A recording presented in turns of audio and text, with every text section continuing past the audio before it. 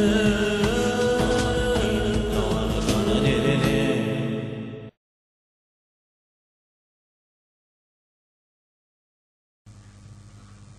afternoon. Respected Mr. Chauhan, eminent members on the dais, ladies and gentlemen, I was not mentally prepared and not also informed that I have to address, but since it is a HR summit and I belong to this profession, so few words. I represent a company called Maruti Suzuki, and I think we make cars, lot of cars. It's basically automotive sector, manufacturing sector, and based on our experience, few things I would like to share with you. Currently, perhaps last 3 years, we have experienced quite a volatile environment, business environment in our country. There was a phase, July 2008, when perhaps most companies were looking at downsizing people, were looking at cutting salaries, bonuses, and were very clearly telling campuses that they are not hiring. And they were also not sure when perhaps they will be coming back to normal. Perhaps after about 8-9 months, somewhere around March 2009, people again started talking of hirings. They started talking of economic recovery, and certainly the entire people-related decisions went for a 180-degree change. When there was this economic slowdown, July 2008 onwards, there were newspapers and there were television channels which also asked Maruti whether Maruti is going to downsize people. Perhaps at that point of time, our considered view was that people-related decisions should be linked to medium-term or long-term business strategy. So I think we should not have a knee-jerk reaction of going negative either on downsizing or stopping salaries or stopping recruitment. So Maruti did not do any such thing during that economic slowdown period. However, at that point of time, most of the programs and seminars being organized was HR at crossroads, how to manage HR in an economy which is going down, in a recession.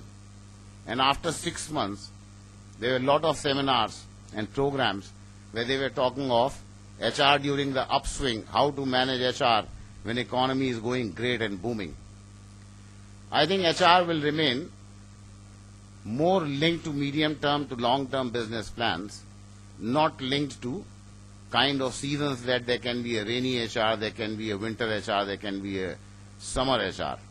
That was one learning for us, where many companies and very many people responsible for leading HR function perhaps went a bit wrong in their assessment of the situation. One simple example which comes to my mind is a company which has downsized people 6 months back, 800,000 people, 2,000 people, can again perhaps have this need after 8-9 months to go back and hire people. What will be the face in terms of image of that employer? Going back to the campuses, going back to the market. When we were hiring people in 2008 from various campuses, about 300, 350 people a year, we neither changed our campus hiring programs, nor we negotiated salaries downwards to exploit that situation during the slowdown, and nor we stopped joinings, delayed joinings, nowhere.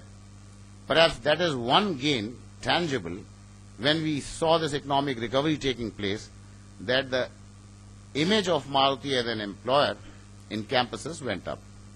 Second perspective, perhaps when we are looking at this HR summit today, and I read this word global, and very often being used by the business community, by the schools, but I'm afraid not properly understood by many people.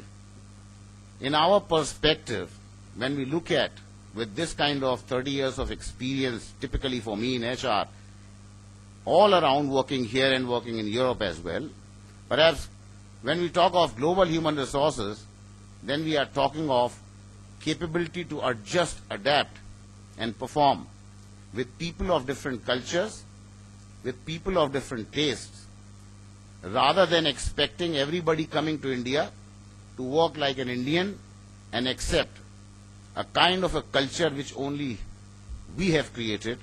We faced similar kind of situations in Maruti getting global. We were quite okay working with Japanese for many years because that was only one link with Suzuki Japan for Maruti. Also perhaps there was an advantage that they speak Japanese, they don't understand English at all, and we speak English, we don't understand Japanese at all. So the relationship was going very fine because there was no conflict.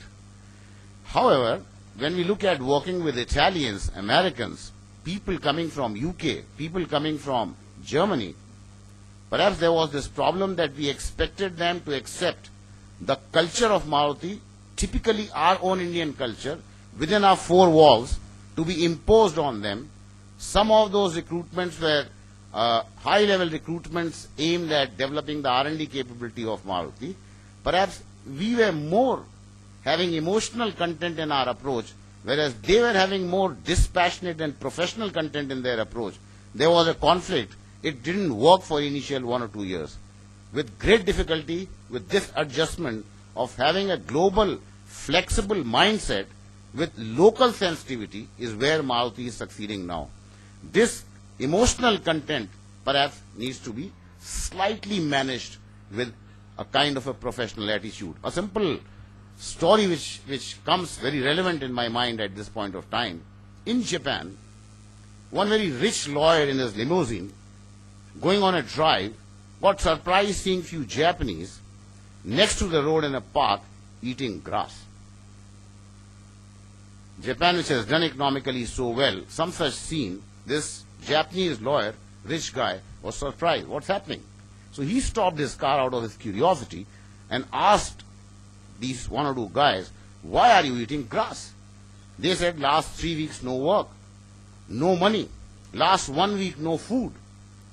With great difficulty, now this is the only option that at least we satisfy our hunger, so we are eating grass. So he said, okay, come in my car and I'll feed you. They said, but under the tree, my wife and kids, no problem, big car, you get your family as well and I'll feed you all. So in the car, obviously, those poor Japanese were so grateful to this Japanese lawyer. They were saying, sir, you are just like God. You are going to feed us. He says, don't get into that kind of emotional thing. It's perfectly fine. No, sir. We are actually meaning you are just like God. This Japanese lawyer said, no, don't bother on that. In my farmhouse, the grass is 1 meter tall. Perhaps that's the simplest way of explaining to you people is looking at business, looking at a professional situation, perhaps in a dispassionate way, will make a big change. In your case, especially the students coming out of B schools, I give you one peculiar experience in corporates. You join a particular corporate, as we have seen last so many years, and then you have a career in that corporate. According to me, there are 3 perspectives there. This company, you, and your career. Right? But most of the time when attrition takes place, we see that in your career, in your company, in this kind of a job, in this perspective, you talk of your peer group. My peer group is in such and such salary range. My peer is getting that designation, that job title. He is getting that kind of growth. So I am also leaving. I would also like to get that kind of money, that kind of job title. To me, doesn't make much sense really. End of the day, after 3, 4, 5 years, this peer pressure is left out and you develop into your own professional identity.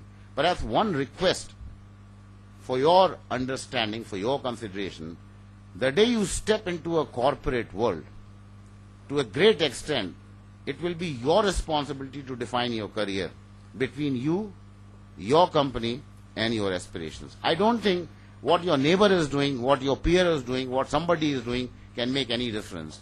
In our case still, perhaps when you climb up this 38, 39 years of career, end of the day, few of you are going to make to certain levels. Maybe 1 or 2 are going to make it to the top at the CEO level.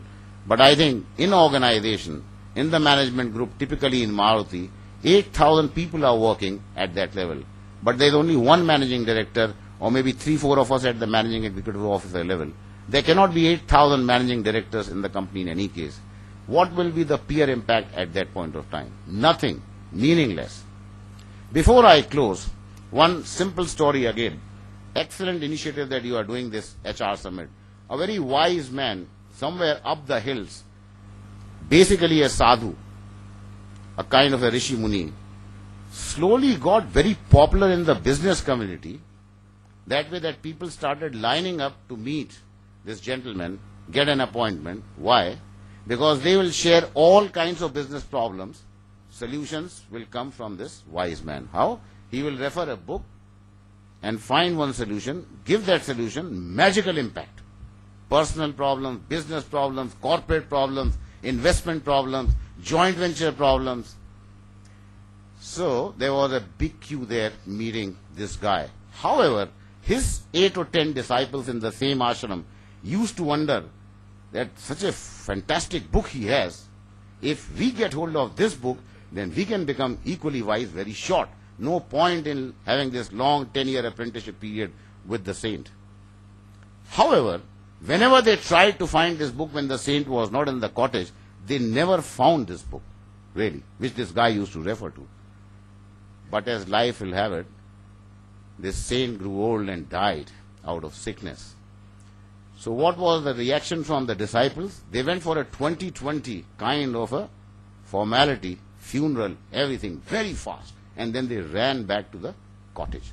That day, they got hold of that book in the small box which was owned by the saint. But when they opened that book, to their horror, they found that it was all blank white pages. Not a single word printed or written on that book. All these initiatives, HR Summit or kind of speech I am giving, many other senior people, eminent people will talk to you, perfectly fine.